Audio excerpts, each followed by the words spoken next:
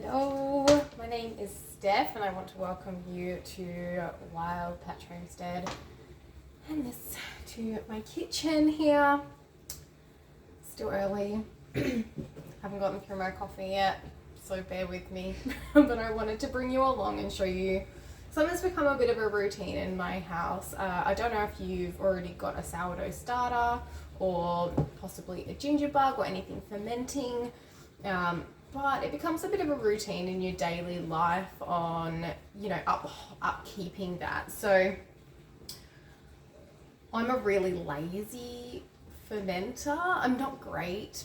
Look, it's not that I'm not great. Everything turns out, but I don't follow all the rules that are laid out. I've watched lots of YouTubers and they're like, you need to add this portion of this portion of this. I'm like, well, you just got to feed it. So I just kind of like throw in whatever I have. But I thought I'd bring you along for a bit of a different take on it, I suppose. And if you're like me and you just want to eat the good food and get on with it, then this is what I do. It's I'm not big on measuring. If you've been on, following my channel at all, I'm not great at measuring things. It's not a strong suit, but everything just works out. So I just trust my gut, I suppose. I don't really know. Okay, so what I'll do is I'll probably start with our sourdough starter. So nice and bubbly there. I've just pulled him out of the fridge. My son named this one, his name is Georgie, because I dropped Henry and Henry was in a jar like this and it's too much, obviously there's glass, it's contaminated. So I gave up on sourdough starters for a while. It's probably been about 6 months to a year. And I was like, I was talking to a friend and she lives quite a few hours away and she was happy to give me some of hers, but I was like, I don't know when I'm going to get down there to see her. So I thought, well, I'll just start another one. It's literally just flour and water. That is it. And even then I forgot to feed it for the whole first day. And the next day I looked at it, I was like, oh, I had like all this hooch on top, which is just like liquidy brown kind of liquid where it's going, I am starving and I need to be fed. And I kind of fed it 2 to 3 times a day after that for the first week, and now it's pretty happy. So that's it. And I didn't measure, I just added water and flour. I'll show you the consistency that I like though. So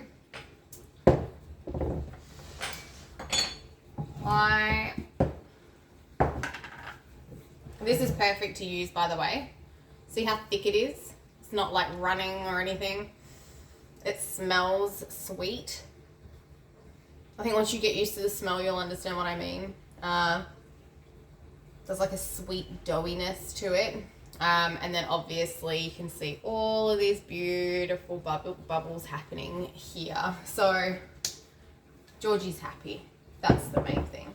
Now, consistency when I mix it up is pretty much like a pancake batter, I suppose. So I use filtered water. Make sure it's not just tap water. That's really important, okay? Now, some people say not to use metal utensils, but obviously Georgie's pretty happy. So I am, and I find it a lot easier with the fork because it can really break up that liquid. Breaks up all that starter really good. Perfect, so it's nice and runny. I'm just doing mine with just cheap plain flour, nothing special at all. I'm just going to keep adding until I'm happy with the consistency. You can see it's really starting to thicken up there.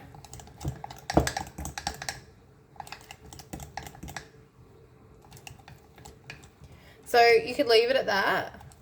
That would be totally fine. And you don't have to worry about mixing in all those like little chunky bits because that's the food. That's what the starter wants to eat. But yeah, that would probably be totally fine. I haven't left lots of room for Georgie to double, but I'll probably snavel a bit before he's really ready to rock and roll. Because I just pour it straight into a cast iron or a fry pan. And I turn it into what I call a pancake, and I just top it with like whatever, so it can be eggs, sweet stuff, whatever floats your boat. So I don't fully pop that lid on, like it's not like clicked right on, I just kind of sit it on there just to keep all the nasties out. And then you're gonna find a nice warm spot in your house. Now, our little guy Loki, you can see him here at the front. We have a snake. He is currently living in our kitchen because we're waiting on carpets to go in because we're finishing our renovations here.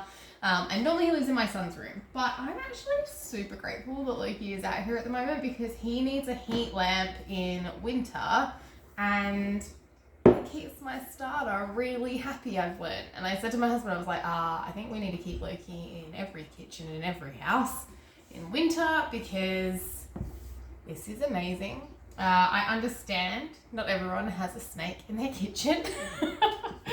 But if you've got a nice warm spot, sometimes like if you're running the oven, I would just sit it by the oven, like next to it. Some people sit it on top of the fridge. Apparently there's a warm spot on top of the fridge. Yeah, just areas like that. So keep that in mind anyway, a reasonably warm area. Yeah, pretty lucky to have a snake, I suppose. Next up, we have got our ginger bug. This is something I started at the end of April, and to be honest, I've been extremely lazy with it, like really badly. I made some drinks and it was really awesome, and then it got really cold, and I kind of just wasn't really getting many bubbles out of it. I found it was just really a bit lacking. And it was overwhelming how much ginger I was going through. Ginger's not cheap. I also can't get organic ginger where I live. I live in a regional area and I could not find organic ginger. I get this stuff from Aldi. It doesn't say it's organic, but the ginger bug really likes it. So I managed to get my hands on some more. But the thing is, it's 150 grams and it also goes, I think it goes bad pretty quick. I don't know. Anyway, so the upkeep of the ginger bug has been pretty dismal. I haven't refrigerated it like a lot of people do. I've honestly just been sprinkling in like a teaspoon or so of sugar just to keep it going. This here is our ginger bug. You can actually see all the bubbles and I can feel the lid has got a little bit of pressure. Like, not really. Like, I didn't do a pop. It still smells really nice. It's extremely strong. And I am kind of overwhelmed with the amount of ginger in here.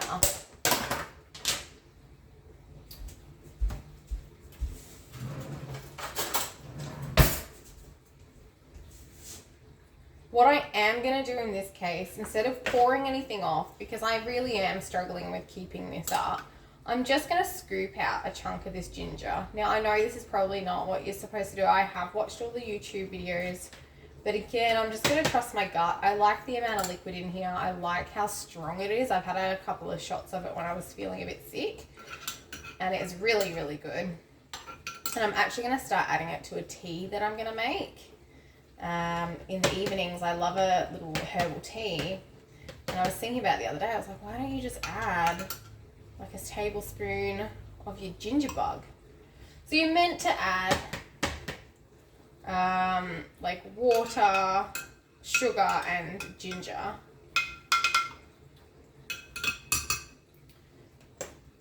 But all I'm going to do today is add ginger and sugar. I'm just going to get this going again. The other day it gave me a really good pop and it was all fizzed up and it was really happy. So I know that there's plenty of potential left in this bug. So all I'm going to do, you don't even grate the ginger, you don't remove the skin or anything off the ginger, so I do kind of like that. I like how like simple it is just to start grating some ginger. So I reckon it's about a tablespoon. What I love about these fermented foods is really just the fact that it's a guideline. It is like a tablespoon-ish, a teaspoon-ish, a couple of teaspoons. Like it really It's just if you're feeding whatever it is. Same with that flour and water. It's all about, as long as it's got flour, that's the food. The water is so it's got room to breathe, you know, like you need some substance about it. So this ginger bug has got plenty of liquid in it because I've not really been using it, and I'm just going to give it a quick feed because I want to get it back up and running again.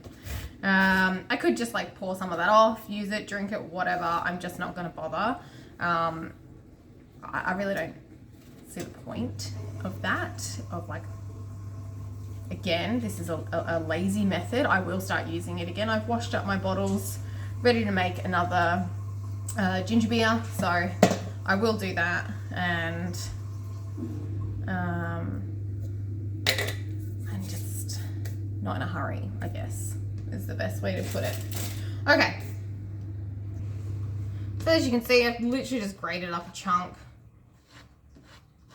and I don't even know. That's probably, if I smushed it really tightly, about a tablespoon, I guess. So we've got our little bug here. We're just going to throw that in.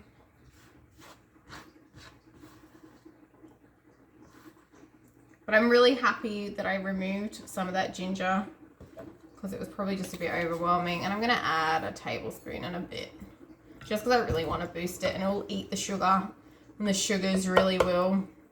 That's what it will eat, basically. Plus the ginger. You can see some bubbles came up then.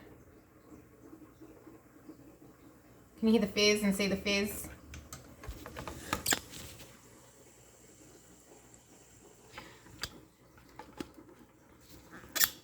You know, it's not unhappy. It's not an unhappy bug. It just needed some love, a bit of TLC and some attention. But it has been sitting here very neglected, barely looked at, haven't had ginger for weeks, and I've just thrown it with some sugar here and there, and it's kept it going. I'm gonna go and sit it near the snake.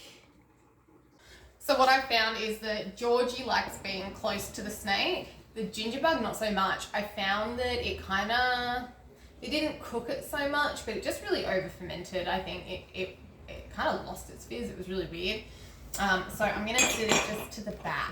Like, this is probably a foot away from the tank, probably longer. I'm not very good with measurements, I'm not going to lie. Whereas, you know, I've got my sourdough starter really nice and close. And during the day, I might even just like rotate it. I don't always. It depends on if I look at it and remember and think about it. And half the time I look at it and go, oh, that's ready. And I just chuck it in the fridge. And then so what happens when you put things in the fridge and they're fermenting, it slows that fermentation down. And so say like Georgie because they normally double. So say like he's here and it gets all the way to the top. I chuck it in the fridge. It's gonna stay like that for a few days. So I can then just come and grab a spoonful out. Like I know a lot of people follow recipes where it's like you need a 1/4 cup of sourdough starter, and so you can just grab it out of that. I used to use this humongous jar, and I might increase my jar size again. It depends how into it I get. But realistically, the only reason I want a sourdough starter is because I do struggle with gluten. I don't have a full intolerance, but I don't know. I should probably get more testing done. I just haven't because lazy. But anyway, I do find I'm okay with what I call the sourdough pancake. And I literally just take some of that. I add a bit of water. I pour it out into my fry pan. And then I add a little bit more flour and I just chuck it back next to here. Or I scoop some out and then I just, if there's plenty left, I'll just throw it back in the fridge. But I usually take that opportunity to give them a little bit of a feed.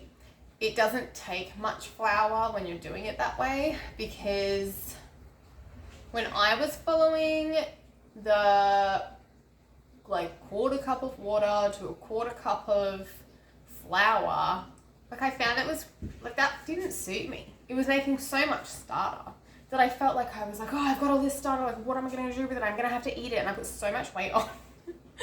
Which I also something I've struggled with, but purely because I was following somebody else's regime, and that didn't suit us. We didn't eat enough of it to require that. So now, I mean, I don't know how much I put in, maybe a tablespoon or something, maybe a couple of tablespoons. which ironically probably equal to 1/4 cup, but I don't always make that much. It's, it's because I'm doing some, we have a plan with this one, but usually how Georgie was sitting before, like down here, that's kind of what I do it to. So it's usually only like this big, and then I feed it and he goes like this big. So make it for you guys. Like if you eat loads of sourdough and you do sourdough pancakes and muffins and crumpets and breads, get a bigger jar, chuck a load in, like, get it going. But I don't eat enough of that. So we just do it to suit us, and this will last days. I won't even have to feed him for another few days. Because although I have a plan, I probably won't get around to it. I want to go in the garden today, which means I won't be in the kitchen, and I know what I'm like. It will get to the end of the day and I will throw Georgie in the fridge. So, anywho. I know I'm the worst at explaining what I do, and I'm so sorry if this has confused anybody. I just kind of wanted to share. It doesn't have to be complicated. If you're like me and you're really, I'm like here, there, and everywhere. I don't live in my kitchen, and I don't want to be a slave to all of my fermented foods going. And if I want to go away, I want to go away. Like if I want to scooch off for the weekend, I'm going to go, and I'm not going to worry about my sourdough starter and things, and I know that they're going to be okay. We put all this pressure on ourselves, and you can do things the lazy way. It does work. So I hope that, inspired some questions even, or, if it's something you've been struggling with, maybe it's going to help you a little bit, but I'm sure you've got questions. Throw them in the comments. Bring it on. I know this is probably one of my very normal scatty kind of videos, but I still wanted to share with you anyway. I forgot to mention the ginger I threw in a container. I freeze it. You can add it to like stir fries and stuff like that.